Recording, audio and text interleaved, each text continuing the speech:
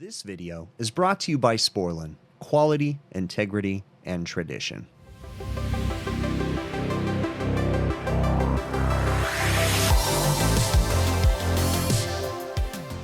got a service call that this reach-in's not working. Sounds like the compressor's going off on thermal overload. They're currently getting all the food out of it because someone left food in it.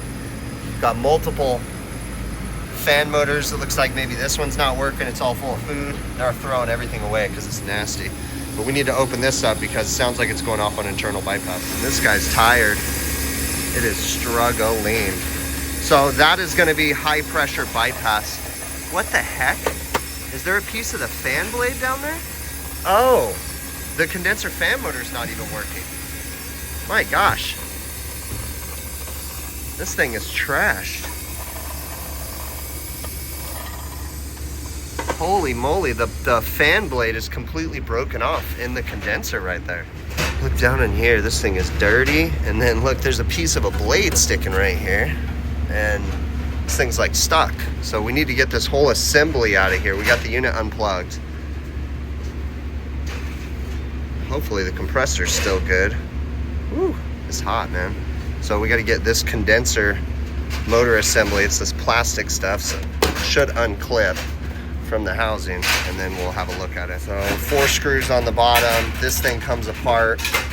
Got to get this unplugged, and we'll pull that whole assembly out. Could probably go get a blade, I'm hoping. So this is the reach-in right here, and check this out. Look at that condenser. It's solid. Like, this is nasty in here. This thing's full of water. It's disgustingly dirty. We got to get this guy cleaned up and hope that it works. What a mess. Look at this. Look at that condenser. Plugged. Solid. That's insane. Crazy, crazy dirty.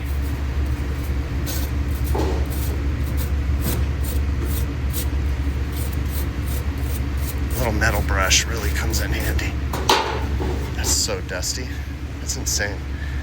We'll get the bulk off and then we'll get some coil cleaner on there and get it cleaned. Got a little of the brightener cleaner from Refrigeration Technologies in my pump sprayer, the foam sprayer. Pump sprayer, we're gonna rinse this guy. Luckily we can get from this side, push all this stuff out. And we got another pan we're gonna switch, trying to keep it all contained in the pans, if possible. We'll wet down this side first, get the big stuff off, and then once we get the coil nice and coated, then we'll get some cleaner on there. Just trying to get the big bulk of it out first. Stuff everywhere. Nasty, huh? Back in here. Okay, now we'll get some coil cleaner on there. So, this is the foaming one. We'll do it from the other side too. Get a bulk of it on there. That's what I love about this gun, is it makes it foam up really good. Get all up in there, trying not to get it on my bag over here, so we're being careful. Let that sit for a minute and then get some from this side over here. There we go. Just let it do its magic. Sit on there for about 30 seconds to a minute. Just got to be careful because we don't want it to start eating away at anything it's not supposed to eat away at.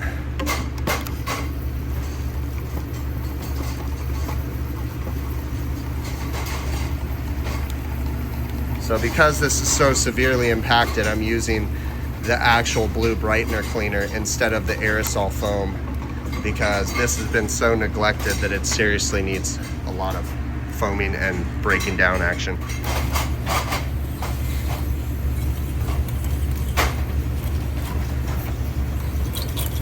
It's gonna take a couple passes because this is really, really neglected. So even with the heaviest duty cleaner, it's not going to be a one-stop call it a day. We really got to make sure this is cleaned. This is a long time of messes. So I'm going to go ahead and put another coating on there, let it sit for another few minutes, and then rinse it again. I'm going to let it penetrate way into there.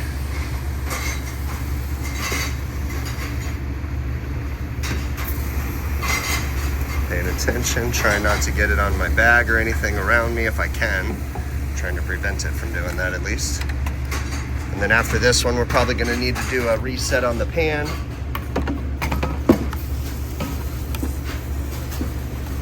Normally we can't get the condenser fan blade out without a bunch of stuff, but because it's broken, we had already taken it out, so that's a plus. Okay. Let that sit for a minute and then give it another rinse. We can see light coming through the coil now. It's nice and clean all the way, top and bottom, so we're good on that. We're just getting ready to do a really crude test. We're gonna plug this guy in, make sure the suction line gets cold. If the suction line gets cold, it's pretty good odds that the compressor's still doing something. Because I don't know if this thing's damaged. It's been running without a fan blade for, I don't know how long. They said it happened yesterday morning. So they could have a bad compressor, but we'll find out. So we're gonna go plug it in right now and see what happens. Yeah, just stay right there. Yeah, we're all good. Get ready to unplug if I tell you. It's getting cold. That's good. Go ahead and unplug it. Unplug? Yeah. Yeah, it's running. It sounds decent. There's not much more we can do to test the compressor. It got cold really fast, like it was feeding refrigerant. We know that it overheats because it was going off on internal bypass. So that's just kind of a crude little test. We need to go get a condenser fan motor and fan blade now. This right here is completely broken. Like, look at, I'm not even touching it. It's falling apart. So this is not going back on. They're gonna have to run without a guard. We'll put a new motor and a blade. I gotta hope that, I don't know if there's a part number on this. There might be, or that they have a universal one that matches. The model and serial number are missing. I can get partial model for the condenser, but finding the OEM parts is gonna be a challenge to say the least. This was the best packed blade I've ever seen. It had its own like spot in there. They have a kit that replaces the motor. It comes with the motor and the blade. Got it from United Refrigeration, so that's cool. So we're gonna get this thing put in, and then I got someone working on changing a potential motor over here because I don't know if it was working or not. So we're gonna look into that. It actually all went back together. There was 2 clips in the top of this that allowed that to bolt in. It's no longer clipped onto the motor, but it's secured, it's there. So we're good, it's not hitting. I've got it wired back in. I use quick connects, so for future changing makes it easier. But we're good. Now the guys are up here currently right now trying to change an OmniTemp motor because one of these motors is bad, so they're working on replacing that right now. All right, they got the motor changed, so now we're gonna turn this guy on. I have it off at the defrost clock. Compressor started. I got gauges on it. I went ahead and put them on before so we can test operations. We're rejecting the air. Whew, dust going around. We wiped it all down, but all right. We have compression. Whether or not everything's working, we got to give it some time. It's going to have a high suction pressure to start up because it's under a heavy load right now. But so far we have a clear sight glass. You can see we have a nice giant Sporlan seat all right there. We got to be careful though, because we don't want to flood that compressor because right now those valves are like wide open. But looking good so far, so we're just gonna give it some time. Still looking good. It's just running. Again, nice clear sight glass. Gotta love the large Sporlan seal. The motor says right here that it's allowed to run 0.85 amps. We're right at 0.83. We are kind of flooding back to the compressor, so the head of the compressor is nice and cold. But as the valves kind of relax and calm down, it should stop flooding. So as of now, fingers crossed, disaster averted. And we're just waiting for it to come down to 10. So this one right here, we changed the evaporator fan motor because it just wasn't moving any air and it had power. So we changed that out. It's cooling. Box is getting cold, so that's a good sign. We'll get up in here and check the temp control right now. So we have some digital probes in here. This is the return, 44 degrees. That's about what the temperature controller says. This first coil has a 34-degree supply. So now we're gonna move this supply sensor to every other coil just to see what our temperature differential is across the coils. So this one has 10 degrees-ish, and then we'll move on to the next one. That's how we check to see if the TXVs are working. Doing the same thing. This one's coming out at 34 in the middle now. We got one more coil we're gonna check. And the third coil is doing the same. So we have about a 10-degree temperature differential. You're not always gonna see 10 degrees on these coils, by the way. Sometimes, as long as you see about 3 to 4 or greater, I'm happy. So we're looking good. All 3 of these coils are kicking butt. So now we're just waiting for it to come down to temp. It's at 43 and there's nothing in the box right now. So we're just waiting for it to come down. All right, so I also have some cooling fans right here that I've installed years ago. had Anthony do his best to kind of clean up in here because this thing was pretty bad. Lots of stuff that people aren't taking care of. There's a few little things left in here, but for the most part, these things will get plugged into that receptacle when we're done. This guy's running again, clear sight glass. We're not flooding back anymore. Saturation temperature seem fine for a 75-degree kitchen. Condensing temps about 25 degrees over ambient. I don't see anything wrong with that as long as it's not over 30. Saturation temperature on the low side is pretty expected because let's see, the box temp is 43 degrees right now. So we have a pretty decent evaporator TD. It's kind of high, but that's pretty expected, especially on a hot pull down right now. So yeah, this guy's looking good. I think the disaster averted. So we're gonna go ahead and take the gauges off. We're just waiting for it to satisfy. When it came to finding the condenser fan motor and fan blade, this is the sticker for the condensing unit. I pulled it off and just stuck it right here, but you can barely get it, but there was enough. M4FF0075CAV as in Victor. That was enough to go to the Copeland mobile app, and I'll pull it up here in a minute, and input that information and find the part number for the fan blade, fan motor, and all that stuff. So that was pretty cool. Also, you can do it with the compressor model number. Well, you're not going to find the condenser fan blade easily. You got to do a lot of work to find that.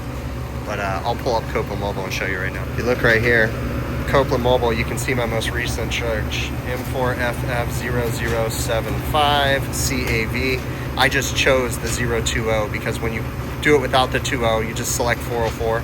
Then you go down here to service parts, and then you can go to fan motor, or you can go to others, and you can find fan blades, all kinds of stuff. Bracket for the fan motor, filter dryers, sight glass, high pressure control. You see, Copeland Mobile is such a great resource for all that information. So always check it out. Very, very good information in here. You can also get compressor information, electrical, ampacity, all that stuff. So find Copeland Mobile, definitely download that. It's a free app. All right, got this put back in, got the fan motors plugged in. You can see that they just discharge out here because they constantly block this stuff off, so we needed all the help we could get. Plus this thing used to overheat because there's a evaporative drain pan heater that has an electric heating element, so it just brings heat in here. So we need to move air across out of this cabinet here.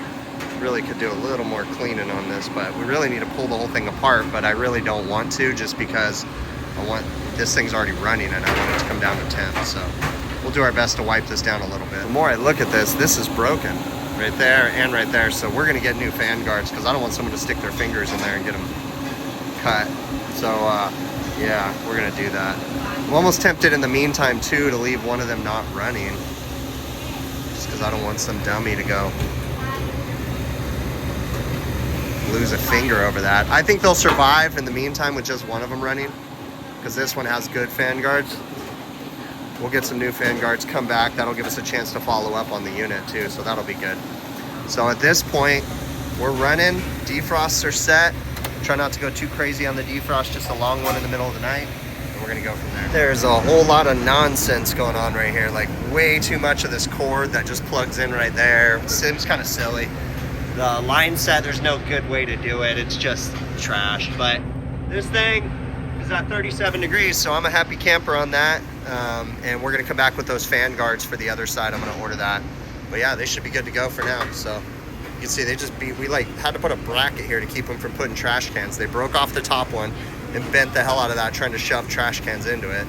It just, common sense isn't so common, I guess.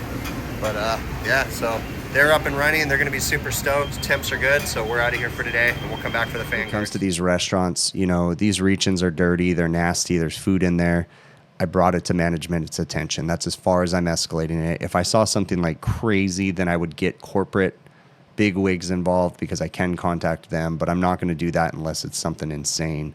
Once I brought it to management's attention that the box was loaded full of food, I watched them throw all the food into the trash once they realized it.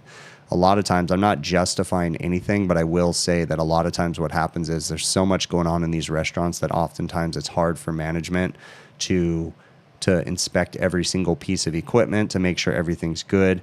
It's not an excuse, but I'm just saying this is why. This is why you find this kind of stuff, especially in the chain restaurants. You know, when corporate's constantly telling them to cut their budgets, cut their labor, cut their hours, all that stuff, something's got to give, and this is the kind of stuff that happens. You know, it's one of those things. I'm personally not going to get involved with the health department. That's a quick way to not ever get a service call from another customer again. I'm not, you know, if I saw something crazy, I would report it to corporate management. They would escalate it and heads would roll. But I'm not getting the actual local county health inspectors involved or anything like that. That's not my place, okay? When I walked up to this unit, I misspoke. I said the unit was going off on internal overload. It wasn't going off on internal overload. It was going off on internal bypass, okay? And that was because the unit was overheating because the condenser fan motor had broken, or the blade had broken, and it ruined the motor. And they're lucky it didn't damage the coil. It didn't. Just the piece fell off inside of there. More than likely, the reason why the blade broke was because of how dirty everything was. There was lint and buildup on the fan blades, and it was probably just making it really heavy. And something had to give, and it broke. So, you know, it is what it is. As far as the customer, you know, they're not doing routine maintenance right now. So this is what happens. You know, we haven't worked on that box in a very, very long time. But we cleaned it up. We got it operational. I was really stoked that with the Copeland mobile app, I was able to find the part numbers for the fan blade and everything. And it was really cool that, like I said in the video, that is the best protected fan blade that I have seen in a very, very long time. Normally they have just shipped loose and they're all bent and out of balance and they cause the things to vibrate. This one was packaged really well. There was a kit that came with the condenser fan motor and the fan blade, which I was stoked for. I would have loved to have gotten the fan guard, a brand new one, but they didn't have it. So I was able to make that one work. You know, it's important that as I went through there, before I went to go get the motor and the blade, I just did a quick crude test to make sure as best as possible that the compressor was operating and pumping. Now, I couldn't guarantee that it was 100%, but just the simple fact of we know it was going off on internal bypass, so that means that it had enough discharge pressure to cause the internal pressure relief to release, okay? So that was a pretty good sign. And then when I cleaned everything up, let it cool down and turned it back on, instantly the suction line got cold. So that was another good indicator that more than likely the compressor was working. And then from that point, I felt comfortable enough to go ahead and get the condenser fan motor and fan blade. And then we turned it on and crossed our fingers and it all worked out. Everything went good. So we cleaned up the unit as best as possible. We got it operating. We changed an evaporator fan motor. And then I actually ended up having someone come back the next day. They changed both of the fan guards, cleaned up inside the motors right there, and then also ended up changing the condensate drain pan heater, the one that in the very beginning of the video I said it was full of water. I had a technician go in there and dig into it, and he found that it just wasn't. It was just all dirty inside, and it wasn't allowing the float switch to enable the heating elements in that unit. So he went ahead and changed that too. But other than that, the unit was back up and running. I was very surprised that we saw 10-degree evaporator TDs across, or temperature differential, I should say, not TDs, but temperature differential supply versus return temp. Usually don't see 10 degrees completely. Usually see anywhere from 4 to 10 degrees, like I said. So that was a pretty good deal. And other than that, the reach-in was working. We got it back up and running. The reason why we saw so many service technicians there was 2 other guys there, was because I had an apprentice with me, but they actually had a service call on another reach-in too. So I had another technician working on the other reach-in. And then when he was done with that, he came over and helped the apprentice change an evaporator fan motor while I was working on the other side. So it all worked out really well. I really appreciate you guys making it to the end of the video. Thank you so very much. If you haven't already, please consider checking out my website, HVACRvideos.com. We have some merchandise available on there. We just put up a whole bunch of new beanies. We came up with a slightly tweaked the beanie design. We took off the snowflake logo and just had it say HVACR, just like our hats.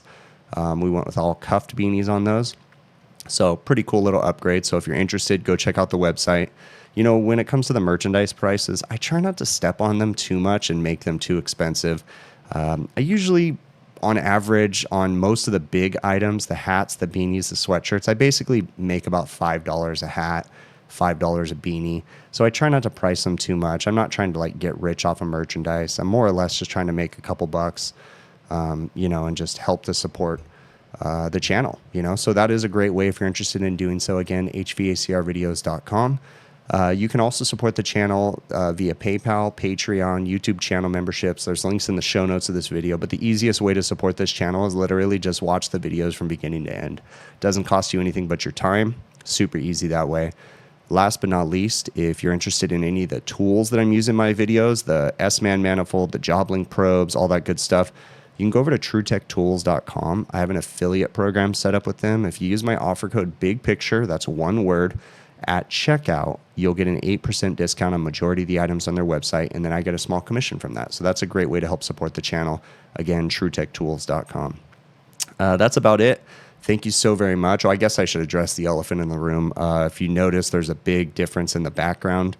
I'm changing up my office completely, got new desks and everything, kind of redoing some things. It's kind of in a transitional period right now. It's not completely done, but it's getting there. So once I get it all done and stuff, maybe I'll show it in a video or something like that and kind of explain why I did everything. But basically, I just needed a change because I've been staring at that background behind me forever, multiple times a day, and I'm just sick of it. So just needed a little bit of a different change. But hey, I really appreciate you making it to the end. Thank you so very much, and we will catch you on the next one.